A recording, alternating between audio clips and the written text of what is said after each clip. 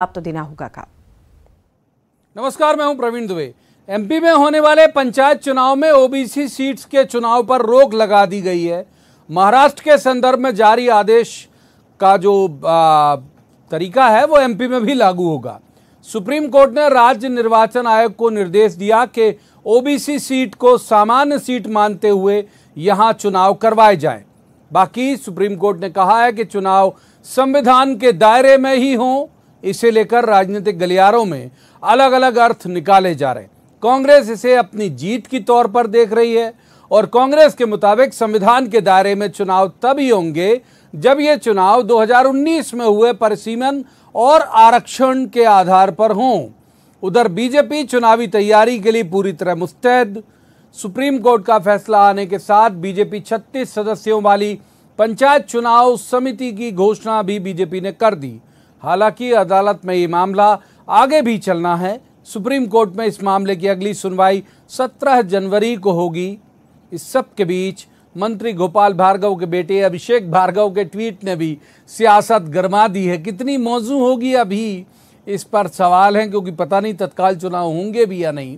पंचायत चुनाव पर social media पर लिखे पोस्ट में अभिषेक भार्गव ने सलाह दी है कि इन चुनाव में बीजेपी से जुड़े नेताओं को पार्टी के केंद्रीय नेतृत्व की गाइडलाइन को फॉलो करना चाहिए। अगर किसी परिवार में विधायक और सांसद पहले से हैं तो उस परिवार से कोई सदस्य पंचायत का चुनाव न लड़े। तो फिलहाल सबसे बड़ा सवाल ये कि सबसे छोटा चुनाव अदालत से लेकर सियासत तक क्यों बना हुआ है सबसे बड़ा दंगल। एक बेहद खास पैनल हमारे साथ मौजूद होगा जिसके पास हम ये सारे सवाल लेकर जाएंगे और कहेंगे कि जवाब तो देना होगा। लेकिन पहले आपको दिखाते हैं एक रिपोर्ट, देखिए।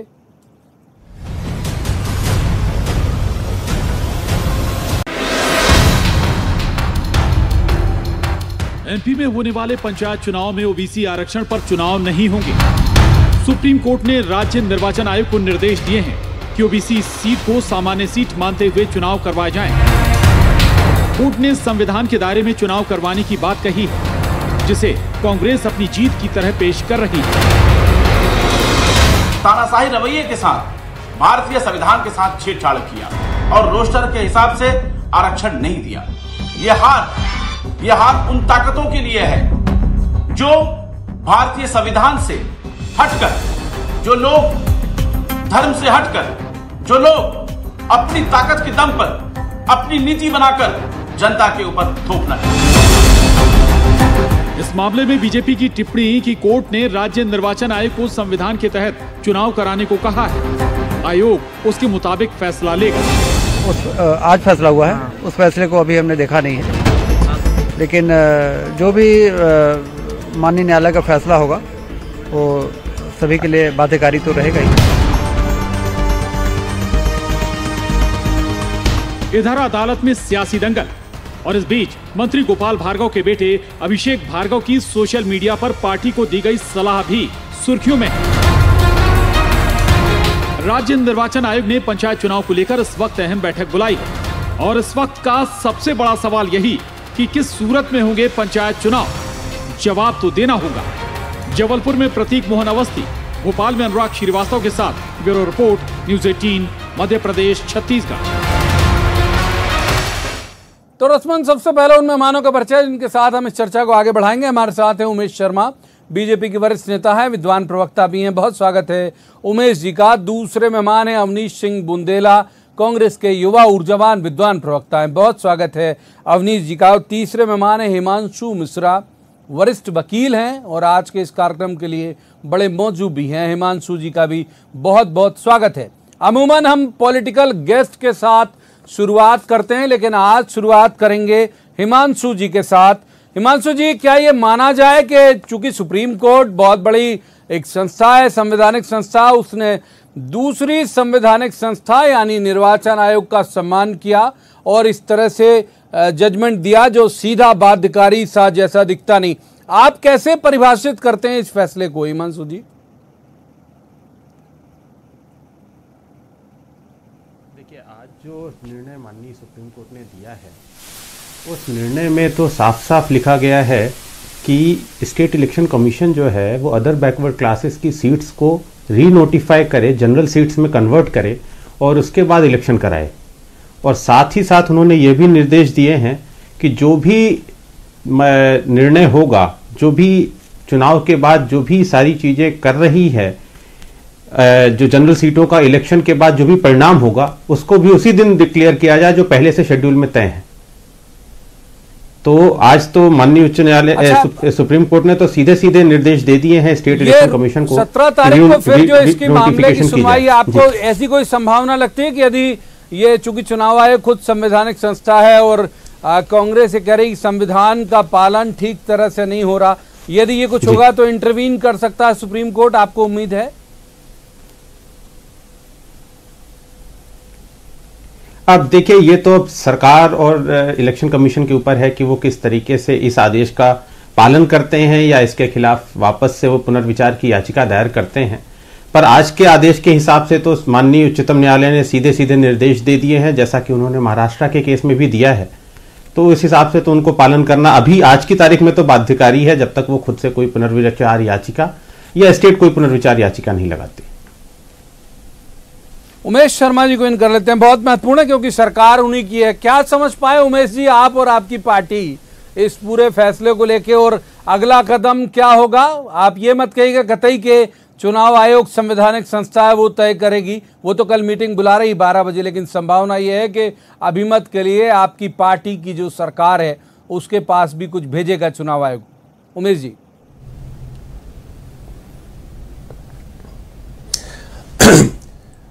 भारतीय जनता पार्टी की प्रवीण जी सदैव से स्पष्ट और दृढ़ मान्यता रही है कि हम न्यायालय के निर्णय का सम्मान करते हैं, और मुझे लग रहा है कि न्यायालय ने जो सीधा डायरेक्शन दिया है, मैं आपकी बात को थोड़ा सा काट के कह रहा हूं कि सीधा हमको कोई दिशा निर्देश नहीं है, पर सुप्रीम कोर्ट के माननीय उच्चतम न्यायालय के निर्णय के परिप्रेक्ष्य में चुनाव आयोग कोई अभिमत मांगता है तो मुझे लगता है कि सरकार गुणदोष के आधार पर विचार करेगी, और विधिक अभिमत लेने के बाद सरकार की ओर से सुप्रीम कोर्ट के न्यायालय के निर्णय का सम्मान करते हुए निश्चित रूप से चुनाव आयोग को अपना अभिमत भेजा जाएगा। अंतिम निर्णय चुनाव आयोग को करना है, क्योंकि निर्णय करने की जो डायरेक्शन दिया गया है माननीय उच्चतम न्यायालय के द्वारा, अब वो चुनाव आयोग को दिया गया है। अब चुनाव आयोग सरकार से इसमें सरकार का अभिमत मांगता है, तो सरकार का अभिमत देते समय भी इस बात का विशेष ध्यान रखा जाएगा कि सुप्रीम कोर्ट की जो मंशा है या सुप्रीम कोर्ट की जो भावना है उस भावना के अनुसार विधिक अभिमत प्राप्त करा जाएगा, और सरकार का जो विधिक अभिमत सरकार को हमारे विधि विशेषज्ञों से प्राप्त होगा, विधि विशेषज्ञों से प्राप्त अभिमत को सरकार उसके आधार पर विचार करके चुनाव आयोग को अपनी राय से अवगत कराएगी।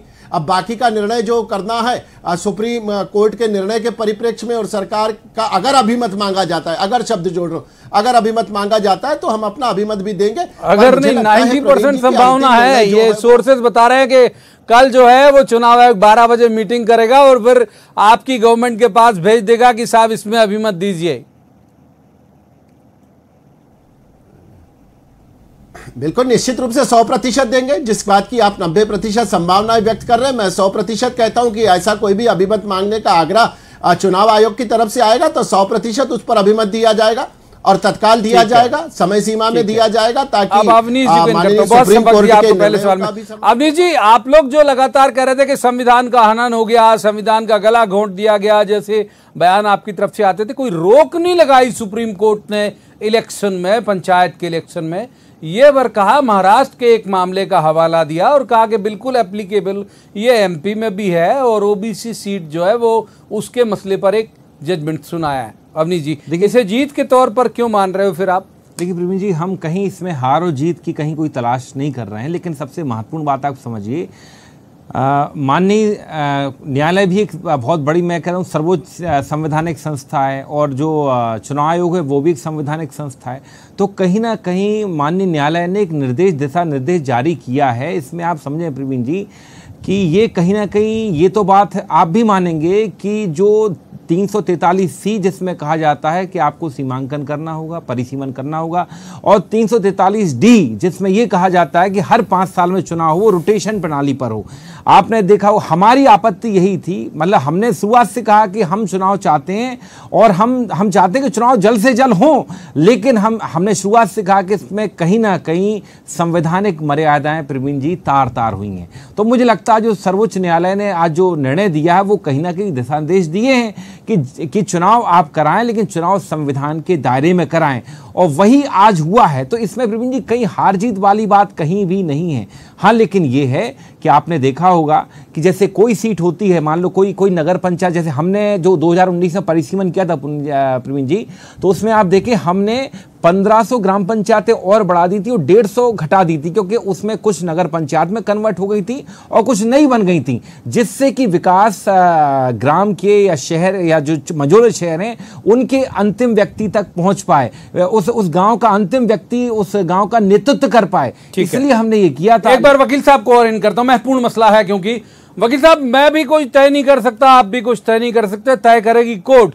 लेकिन ये जो कहा गया, जो कांग्रेस जिसको एक तरह से आगे ले जाना चाहती है कि 2014 के परिसीमन और उस तरह के रिजर्वेशन के आधार पर इलेक्शन होंगे, तो तब यदि कोई सीट महिला के लिए रिजर्व रही होगी, तब यदि कोई सीट किसी और ओबीसी के लिए रिजर्व रही होगी, तो ये जरूरी है कि अभी भी 2021 में वही लोग लड़े। तो क्या आपको लगता है कि कानूनी तौर पर यही मसला सुप्रीम कोर्ट को अपील किया होगा कि हाँ ये बात ठीक है, या कोई और दूसरी बात? बिल्कुल। दरअसल इसके लिए थोड़ा सा पीछे जाएं। अभी 21 नवंबर को सरकार ने एक ऑर्डिनेंस पारित किया जिसमें सेक्शन 9A पंचायत राज एक्ट में जोड़ा गया। उस प्रोविजन को जोड़ने के साथ उन्होंने 3 प्रावधान लाए कि अगर किसी भी निकाय में अगर डिलिमिटेशन जो प्रोसेस की गई है उसके 1 साल के भीतर इलेक्शन कमीशन ने कोई नोटिफिकेशन जारी नहीं किया है, तो वो डिलिमिटेशन अनलमेंट हो जाएगा, मतलब समाप्त माना जाएगा। साथ ही साथ उस जो नया प्रोविजन जोड़ा गया उसमें यह भी कहा गया कि जो भी चुनाव होंगे, जो आरक्षण की स्थिति रही होगी उससे पहले के चुनाव में वो स्थिति लागू हो जाएगी। अब यह डिस्क्रिपेंसी लागू हुई और इस कारण से जो कुछ याचिकाएं जो माननीय उच्च न्यायालय में पेश की गई उनमें यही चैलेंज किया गया कि संविधान का जो प्रावधान है आर्टिकल 243 कैपिटल डी, जो ये कहता है कि जो रोटेशन है दैट इज मस्ट। अगर आपको रिजर्वेशन पालन करना है, चूंकि संविधान में निहित है और दिया गया है, तो आपको उसको रोटेशन के थ्रू देना है। तो वो चूंकि इस नए प्रावधान के कारण नहीं पालन हो पा रहा था, इसलिए उसको चैलेंज करते हुए याचिकाएं प्रस्तुत हुई। फिर उसके बाद चूंकि माननीय उच्च न्यायालय ने उसमें अंतरिम राहत नहीं दी, उसके खिलाफ माननीय सुप्रीम कोर्ट में पेश किया गया। माननीय सुप्रीम कोर्ट ने उसको वापस भेज दिया कि आप हाई कोर्ट उस पर फिर से त्वरित सुनवाई करें। उस रिक्वेस्ट को भी जब दरकिनार किया गया तो उसके बाद फिर माननीय उच्चतम न्यायालय में पहुंचे और उसके बाद एक एप्लीकेशन दी थी इसी परिप्रेक्ष्य में कि जो रोटेशन है उसको फॉलो ना कराते हुए और ये चुनाव कराए जा रहे हैं, उस पे आज ये माननीय उच्चतम न्यायालय ने ये आदेश पारित किया है कि जिसमें महाराष्ट्र के जजमेंट को रिलाय करते हुए उन्होंने कहा है कि जो ओबीसी की सीट्स हैं उनको रीनोटिफाई करते हुए जनरल सीट्स में कन्वर्ट किया जाए, उसके हिसाब से चुनाव कराए। एक बार मैं पहले इन करूंगा जी, मैं जी आऊंगा वकील साहब यदि वक्त रहा तो पहले एक बार अभी अवनीश बुंदेला बारी तो हालांकि उमेश जी की थी, लेकिन अवनीश जी बहुत छोटा जवाब, फिर उमेश जी के पास जाऊंगा, फिर आपसे डिटेल बात करने के लिए दोबारा आऊंगा। वकील साहब जो कह रहे हैं जितना मैं समझ पाया कि भाई परिसीमन करें और उसके 1 साल के अवधि में यदि निर्वाचन आयोग जो है वो इलेक्शन नहीं कराता है तो फिर वो परिसीमन स्वमेव रद्द हो जाएगा। तो क्यों नहीं कराया आपने? परिसीमन करा लिया और फिर अब आप उसी का स्यापा कर रहे हैं कि साहब हमने तो बढ़ा दिया था, हमने तो परिसीमन ठीक कर दिया था। बहुत जल्दी फिर उमेश जी के पास जाऊंगा। प्रवीण जी, हमने परिसीमन पूरा किया था, पूरा काम कंप्लीट हो चुका था। आप देखें उसके बाद हमारी सरकार अपदस्थ हो गई। आप देखें उसके बाद मतलब ये भी देखें कि सरकार ने 28 सीटों पर उपचुनाव लड़ लिए, एक दमोह उपचुनाव लड़ लिया, उसके बाद आप देखें 4 उपचुनाव फिर लड़ लिए। लेकिन मुझे लगता है कहीं ना कहीं सरकार की नीयत में दोष था। मैं कहीं भी किसी भी संवैधानिक संस्था पर प्रवीण जी सवाल खड़े नहीं कर रहा हूं, ना चुनाव आयोग पर ना और कोर्ट पर तो खड़ा करने की मेरी हैसियत ही नहीं है, किसी की नहीं। लेकिन किसी की नहीं। जी लेकिन फिर भी मैं इतना कहूंगा कि कहीं ना कहीं सरकार की नीयत में मुझे लगता है उमेश जी को इन करता हूं। उमेश जी एक और आप विद्वान व्यक्ति हैं बहुत, मैं जानता हूं आपको बहुत बेहतर तरीके से। आज एक मामला और हुआ और मुझे जानकारी है कि आपकी जानकारी में, मतलब मुझे उम्मीद है कि आपकी जानकारी में मामला होगा। आज हाईकोर्ट जबलपुर ने ओबीसी रिजर्वेशन वाले मसले को अनिश्चित काल के लिए टाल दिया। वजह क्या थी?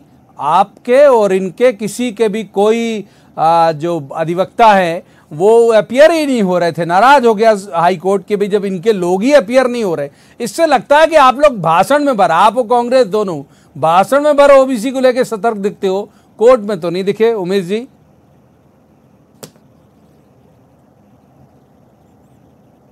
भारतीय जनता पार्टी की, हमारी सरकार की ओर तो समय रहते सारे जवाब प्रस्तुत करे गए हैं। कठिनाई ये थी कि विधानसभा के पटल तक सरकार जब कांग्रेस पार्टी की थी तो ये स्पष्ट ही नहीं कर पाए थे कि मध्य प्रदेश में जो ओबीसी की जनसंख्या है वो 52% है, और मुझे लग रहा है कि इन्होंने तो सदन पटल पर भी जो रखा था वो 27% रखा था। और जिस प्रकार का त्रुटिपूर्ण और ताबड़तोड़ ये अध्यादेश और मसौदा बनाकर ले आए थे, उस मसौदे में बहुत सारी त्रुटियां थी और उस तकनीक त्रुटियों के चलते हुए ये सारी चीजें टलना तय थी प्रवीण जी। और जो आज जबलपुर हाईकोर्ट ने कहा है कि अपीयरेंस नहीं हो पाया, तो कभी कभी क्या होता है कि कुछ एक कारण ऐसे अपरिहार्य हो जाते कि उस समय अभिभाषक बंधु वहां नहीं पहुंच पाते। और इस समय चूंकि प्राथमिकता जो थी वो प्राथमिकता थी कि ये जो पंचायत चुनाव को लेकर सुनवाई चल रही है, तो चाहे हमारे अटॉर्नी हो या अतिरिक्त महाधिवक्ता हो, निश्चित रूप से कहीं ना कहीं उनकी अपनी व्यस्तता रही होगी। हालांकि सरकार इसमें कहीं पार्टी नहीं थी। ये विषय सीधा चुनाव आयोग का और कांग्रेस पार्टी की तरफ से जो याचिकाकर्ता खड़े करे गए हैं गैर कांग्रेसी नाम देकर, हालांकि सैयद जाफर साहब तो घोषित कांग्रेसी नाम है, तो मुझे लग रहा है कि इस सारी व्यवस्था के चलते ये दुविधापूर्ण स्थिति हुई है। पर उसके बारे में सरकार बहुत गंभीर है, सरकार बहुत गंभीर है इस विषय को लेकर। और निश्चित रूप से सरकार चाहती है कि ओबीसी का जो हमारा बहुत बड़ा तबका है, 52% जनसंख्या है, ये मैं तमाम ओबीसी दर्शकों के लिए मैंने सवाल किया और मैं उम्मीद करूंगा कि बहुत अच्छे से वो लोग देखें इस बात को कि आज हाईकोर्ट ने कहा क्या। हाईकोर्ट में फाइनल हियरिंग चल रही थी ओबीसी रिजर्वेशन के मसले में, और हाईकोर्ट ने कहा है कि भाई चूंकि दोनों के अपियर, दोनों के जो लॉयर है वो अपियर ही नहीं हो रहे हैं लगातार शब्द था, हो सकता है कि मैं ठीक से समझ नहीं पा रहा हूं, अगर कोई थोड़ा हो सकता है मामूली चूक हो, लेकिन भाव यही था कि वकील अपियर नहीं हो रहे, लिहाजा ये अनिश्चित काल के लिए टाल दिया जाए। तो आप भी कितने गंभीर हो अवनीश जी? यही सवाल तो आप पे भी एप्लीकेबल है। ओबीसी आप भी करते हो, वो भी करते हैं। कोर्ट में जब बारी आती है तो आप लोग दोनों गायब हो जाते हो। देखिए प्रवीण जी, हमने कभी भी ओबीसी के हितों की रक्षा के लिए कहीं हम पीछे नहीं रहे। भाजपा जरूर सिर्फ उसका आडंबर तो सर कोर्ट पे तो कर दीजिए। आज जो हाईकोर्ट ने टिप्पणी की है वो आप दोनों पे ही करिए सर। लेकिन एक बताएं, अभी भाजपा की प्रवक्ता मैं सुना उमेश जी को ये कह रहे थे हो सकता सॉलिसिटर जनरल या सरकारी महाधिवक्ता की अपनी व्यवस्था नहीं हो। क्या इससे ज्यादा आवश्यक कोई काम हो सकता है प्रवीण जी, कि जब आपकी सरकार अपना पक्ष रखने के लिए खुद खड़ी ना हो? और आपके पास क्या आपकी व्यवस्था बता दीजिए। आप भी नहीं थे ना, वो तो कहा कोर्ट ने दोनों के वकील नहीं है इसलिए टालो अनिश्चित काल, मतलब तो तय नहीं कब सुनेगा। नहीं प्रवीण जी, देखिए मुझे ऐसा लगता है कि इसमें सरकार की जिम्मेदारी अच्छा विपक्ष से सदैव ज्यादा रहेगी, क्योंकि ये बार बार अध्यादेश लाके कानून को तोड़ते मरोड़ते हैं। तो आप मुझे बताएं, इनके सॉलिसिटर जनरल हो या महाधिवक्ता हो वो क्या कर रहे थे? और जहां तक माफ कीजिए, मैं जाता वकील साहब के पास, लेकिन वक्त ही इजाजत नहीं देता। बहुत शुक्रिया तीनों मेहमानों का इस चर्चा में शामिल होने के लिए। ओबीसी वाले मसले में मैंने बता दिया आपको, आप सब तमाम बेहद जागरूक, बड़े विद्वान दर्शक हैं, करोड़ों दर्शक मैं जानता हूं बहुत विद्वान हैं, तो आप तर्जुमा कर लीजिएगा दोनों, उमेश जी की पार्टी का भी और अवनीश जी की पार्टी का भी। जहां तक सवाल पंचायत चुनाव को लेके, एक धुंध सी है। कल 12 बजे जो निर्वाचन आयोग है वो एक मीटिंग करने वाला है हमारे सर्वोत्तम संज्ञान के मुताबिक। फिर वो तय करेगा कि क्या ओबीसी की सीट को जनरल करना है या क्या करना है, गवर्नमेंट से अभिमत मांगेगा। तो कुल मिला के जैसे मैंने कहा भी अभी थोड़ी सी देर पहले कि एक धुंध है, ये छटेगी कब ये आने वाला वक्त बताएगा। आज की चर्चा में इतना ही। कल किसी खास मसले पर खास पैनल के साथ बैठकर कहेंगे कि जवाब तो देना होगा। तब तक आप देखते रहिए न्यूज़ 18 मध्य प्रदेश छत्तीसगढ़।